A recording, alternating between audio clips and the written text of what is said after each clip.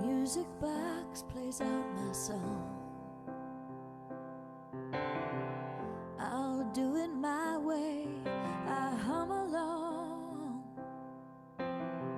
So many years I prayed for a sign, almost forgot my light inside.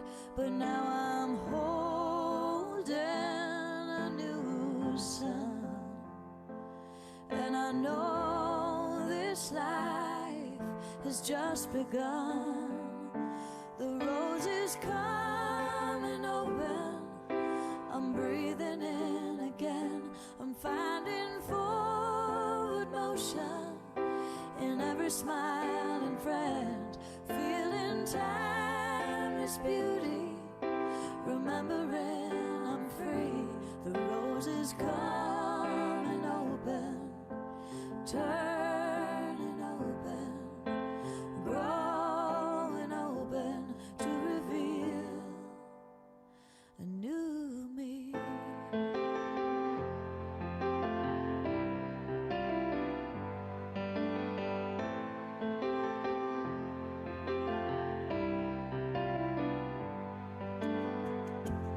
Now I'm dancing out loud,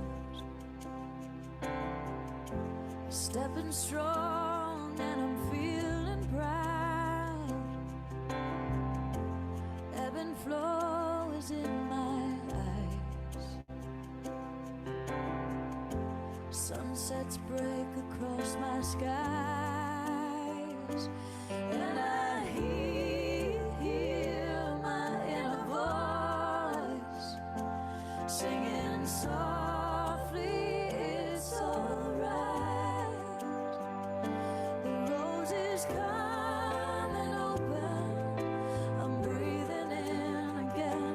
I'm finding forward motion in every smiling friend, feeling timeless beauty, remembering I'm free.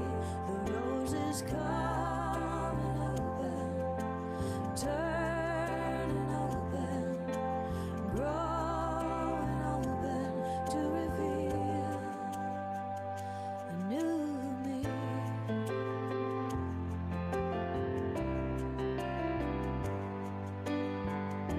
And I've got everything I need to keep on moving gracefully, so gracefully, traveling on my own journey, loving every step, loving every step to me.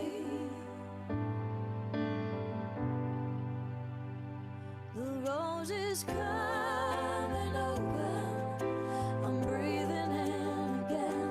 I'm finding forward motion in every smiling friend, feeling timeless beauty, remembering I'm free. The rose is coming open, turning open, growing open to reveal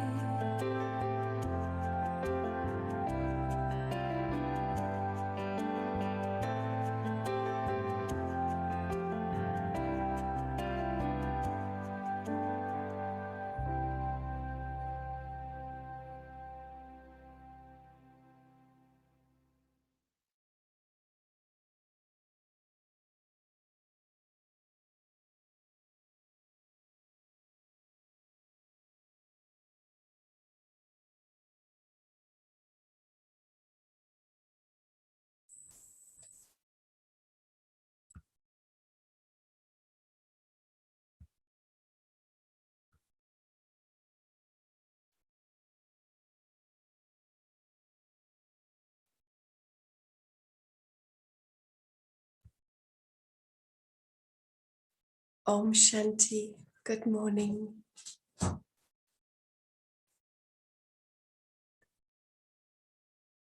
Good morning, Sister Fatima.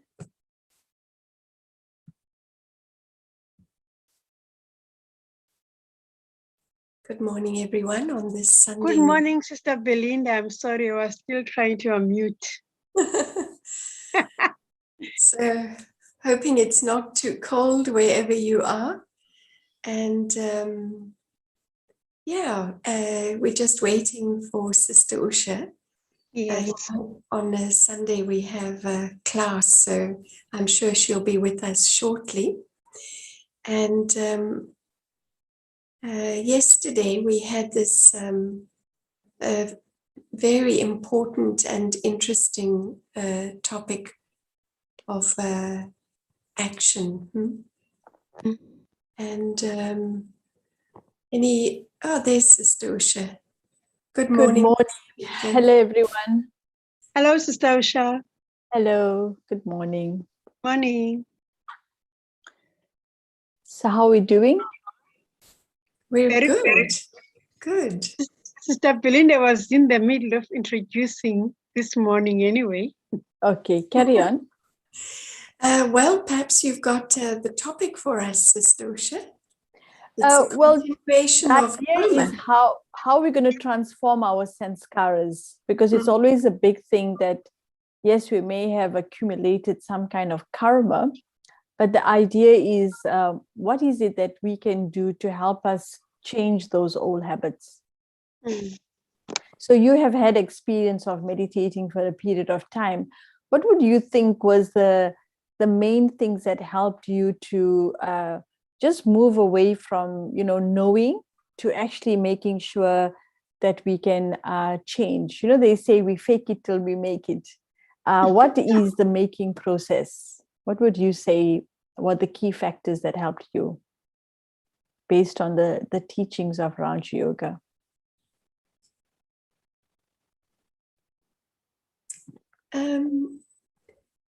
I think the greatest revelation for me was just to realize that change was possible. You know how often, we used to say things like, well, that's just the way I am. You just have to take me the way I am. And I remember there were things about myself that I definitely was not happy with. I was very sensitive, oversensitive. And it's awful to be oversensitive because, you get upset over small things. And I mean, that one kind of sticks out. And I remember that it didn't take long to actually overcome that to a great extent, maybe not 100%, but I was absolutely amazed that I could so quickly actually drop that. And I think for me, knowledge was very important. Having the understanding that I created those sanskars. No, nothing else. It wasn't, the universe was not conspiring against me. It wasn't my environment or the way I was being treated. That knowledge that I took full responsibility for creating my own sanskars, and that was hugely empowering. And I thought, then anything can change.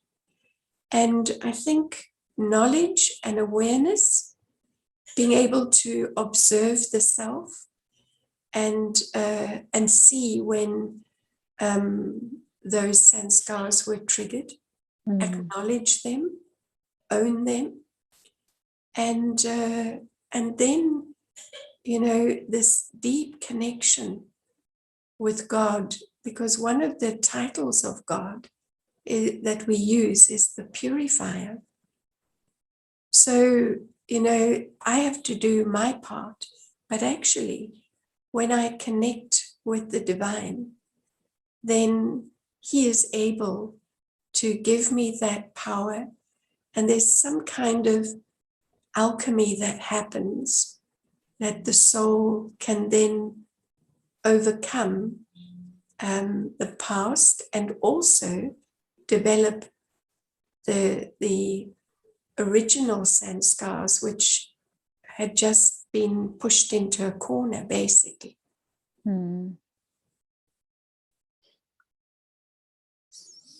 So maybe just one thing that when you were talking, that first step is accepting that I can change. And I think that's really what's important, because sometimes the stigma that karma carries is that, well, what am I going to do? This is a destiny that is going to linger on for, it can't really be removed. So I think what you said is really important, that I need to have the understanding that I can change. And the thing that I found very useful is that how does the change happen? Because it's not just information. If somebody says to you, you know what, don't use that knife, you'll cut yourself. Yes, you hear that that's actually what they're saying to you. But what can convince you that you shouldn't use the knife? It'll cut you, it'll hurt you, it'll be dangerous for you, is some kind of a deeper realization or understanding. And I think something that's also relevant is that when the person who's telling you, you have trust and faith in them, then that instruction can work. And the second thing is your real deep understanding of it will help you. So I'll give you an example. Like somebody told me that when you use a microwave, whatever food you put in it, basically you convert it into cardboard, because the microwaves dematerialize everything and make it, removes or kills all the nutrients. And so as much as I love always having my food warm, especially if food is cooked, it's always nice to just put it in the microwave and give it a quick warm, and then you're eating nice warm food without having to put it in another container and warming up. But when I was told and I understood that actually as soon as you take your nice organic vegetables, which you prepared so beautifully, and then you pop it in the microwave to heat it, you actually are destroying a lot of that goodness. And then I decided, no, I'm not eating just because I want to fill my stomach. I eat because I want those nutrients in my body, and not only just for the taste of it. So I was able to break the habit of using a microwave and go to the trouble of taking out a pan, warming my food, and making sure I went through all of that, but I wouldn't use a microwave. And I can say, really speaking, I've definitely not gone back to that habit, because I have such a deep understanding why it's not good for me to do that. And so I think in Brahma Kumaris, we are taught that God is giving us the clear instruction that we are not these bodies, we are souls, and then the intrinsic nature of the soul is peace and love. And when I create this as an understanding within myself as a soul, then whatever I'm doing, whatever comes through my mind, whatever comes through my senses, I'm able to resolve that in terms of giving myself an action point through an intellect that has full faith that I'm being taught by God, and that I have the true understanding of who I am. And those will motivate me to act in a way that's true to my real self. And if I continue working for a period of time on the intrinsic values, even though I'm having to coach myself, just by performing these actions which are in line with my true self, and I stop using those acquired habits where I can get irritated or angry or upset, eventually when you don't use a habit, you lose it. And that I found to be very useful. As you two sisters were sharing, I was taken back, way, way back, before I came to the Brahma Kumaris. And my situation was totally, totally different, in that I had actually rejected God, turned my back on God because of situations. And it's very amazing how the phrase seeing is believing worked, because then I was introduced to the Brahma Kumaris at a very high level of the organization. And I saw, and what I saw melted my heart. And I started questioning myself. And that influence was the beginning of the possibility of transformation within me, because I had been so hardened by outside situations that I saw myself as, whatever my behavior was the right behavior, because when you're in situations outside of spirituality, you use things like anger to protect yourself. But what I saw inside the Brahma Kumaris was unbelievable, totally unbelievable. And I just started to think that there is a possibility, there is still goodness in the world. And so, having come into this organization as a student and learning or relearning and unlearning my old ways, I realized that transformation is actually a possibility. But for me personally, I think the first, I will call it atomic bomb, was when I went to do the foundation course in meditation. And I was told that I'm a soul and I'm immortal. I remember pulling my chair forward, getting closer to the person who was giving me that first lesson and saying, "What are you saying? Tell me that again." And then the journey began. That whole journey, because if I don't know you and people tell me about you, I don't have first-hand information about you. And that was what had happened between me and my relationship with the Supreme, was that I had been told about the Supreme, but when I really got the proper and the right information and the knowledge of knowing who I am and what I am and what I contain inside me as a soul, these qualities, these divine qualities in me, started changing my way of thinking about myself slowly, that actually I am peace, I am love, I'm all of these things that I was looking for outside. All of them were inside of me. And then as that began to make sense and seep into my intellect, the journey of transformation began, because what I did not know was that there was always eternally an innate goodness inside of me. And it was just learning to know how to access that.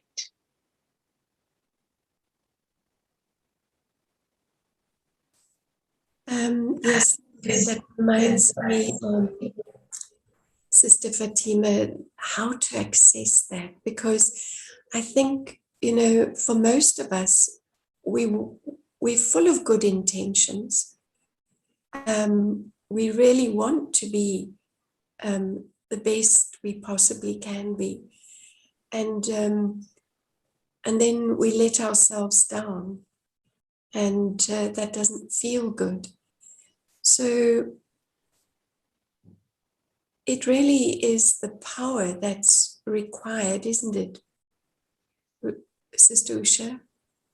We need that power, don't we? Mm.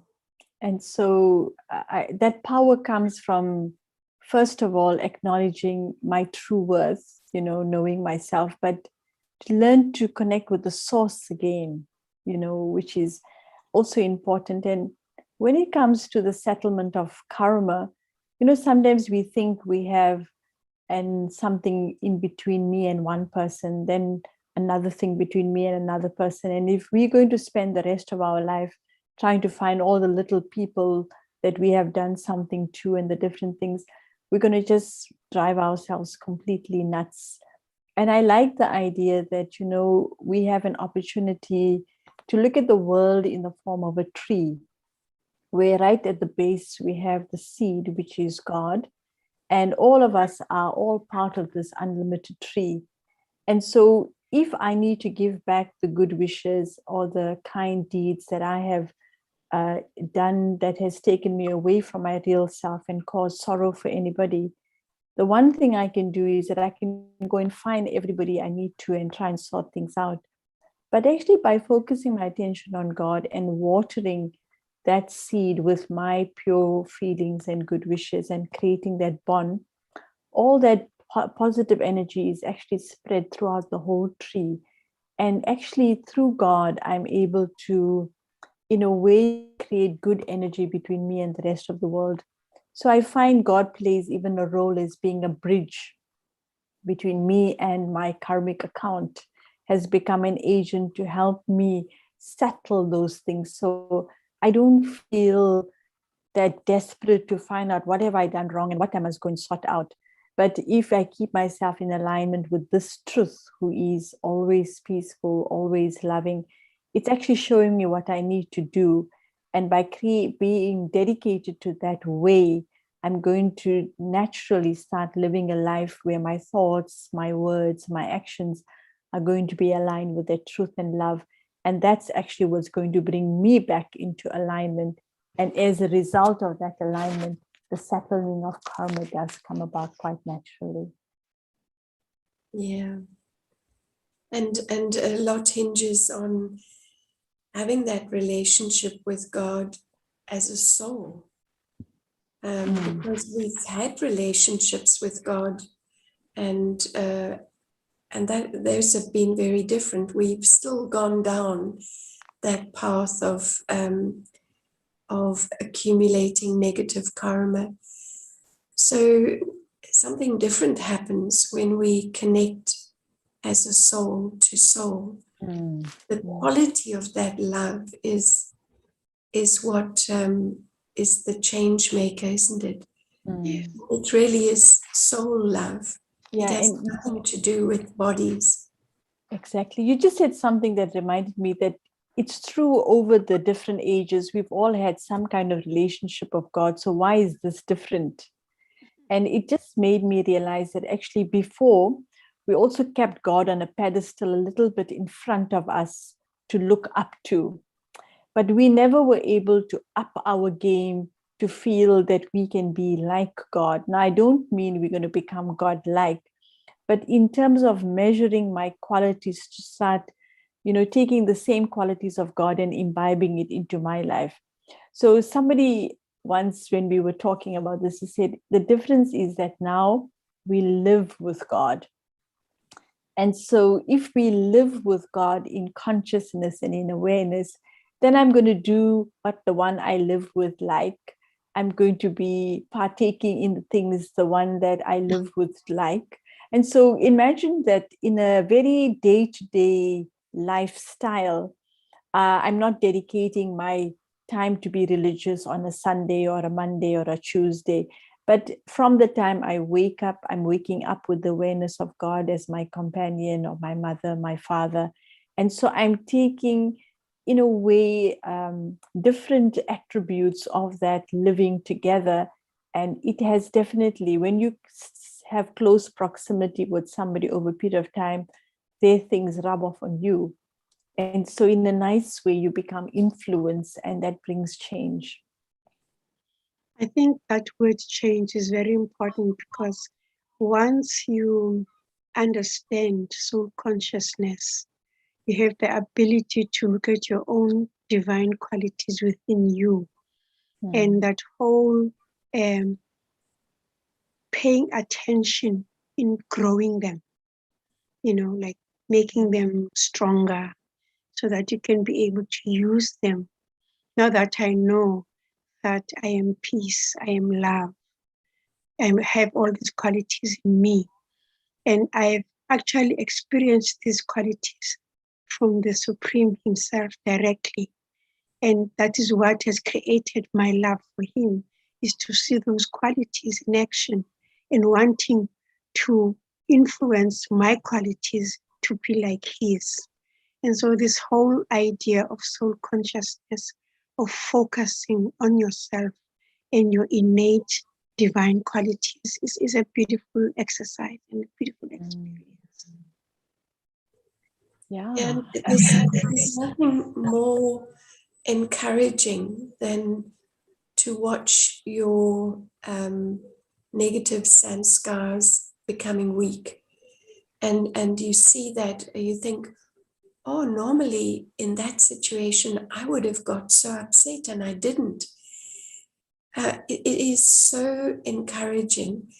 And then on the other hand, it's not only that the negative sanskars are diminishing, but then you start, as you said, Sister Fatima, you really start to see the true nature. Like we say, someone shows their true colors. And the true colors for all of us are so beautiful. And when we are able to just be that authentic self, we feel so fulfilled, and others have a good experience. As Sister Usha was saying about watering the seed, then somehow other things just do fall into place. And eventually those negative sanskars, they go, because they're not really who we are. So they have to go, actually. Sister, there's one thing when you use the word true colors, I just wanted to say something. We sometimes have used this term in a negative way. We'll say, oh, she pretends to be very good, but let's see her true colors, then we'll know. So we actually saying in core, that's a bad person, but they're pretending to be good. And I think for all of us, as we practicing on the path, let us hold the idea that our core is not untrue. It's not negative. Our core is actually positive. And it's that 7 qualities of peace, purity, love, happiness, joy, wisdom, power. And eternally, I will always be that. So what happens is that we have now created an acquired personality. And so that's why what people try and suppress their acquired qualities and try and be good. And then by default, that which was suppressed emerge. So sometimes we can think, no, my true nature is that I do get angry, and my true nature is that I'm impatient. But it's not. It's because we're suppressing an acquired thing. And that's why when we could understand that my truth is actually peace and love, I will easily relinquish the acquired. We have a little bit of a misunderstanding that we've made our real nature sometimes the acquired nature. And so, yeah, I just wanted to say that actually. So it seems like a good time for some meditation. Sister Usha, would you like to lead us? Okay, I was thinking you would do it today, but all right. Okay, so let us bring ourselves into this moment. Just for a minute, let me take time to become aware of what I'm seeing, what I'm hearing, what I'm feeling. And as I connect to all the different facets of the influences on the mind from the senses, I choose to remove my attention from all of that and focus my attention on the center of the forehead, allowing myself to visualize that beautiful eternal being of light that is beyond name, gender, age, nationality.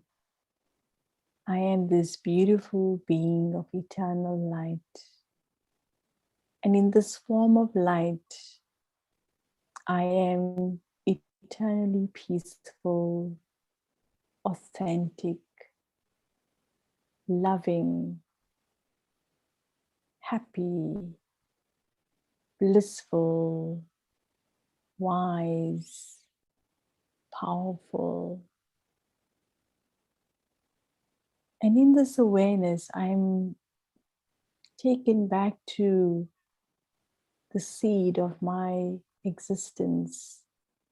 I go back to the roots and I connect with my Supreme Parent, who is the ocean of peace and love, who is truly altruistic, full of power, wisdom, overflowing source of attainment, the very powerful source that constantly is benevolent, is completely merciful. And as I reconnect with the source, my own inner values begin to shine. And through this, I open my heart to let go of any acquired, any learned behavior that has separated me from my true self. I accept them as experiences of my life and that they may have served me at some point. But now I let go and free myself to become light and easy. Just this tiny point of light energy, and allow the beauty of my being to spread out in all directions. For a few moments, let me hold this image of myself as this sparkling being, which is eternally peaceful and pure, happy and loveful, wise and blissful, and powerful. Feel the strength, the beauty, the goodness of my own being. And as I feel myself saturated in this vibration in a very natural way, these vibrations spread out in all directions. I take these powerful vibrations into my day, and as I reconnect with the awareness of being the soul in the center of the forehead in my body, I choose to act with that peace, that love, that happiness, that wisdom and power. Om Shanti. So Shanti. practice point is, sorry, if I can have the last slide.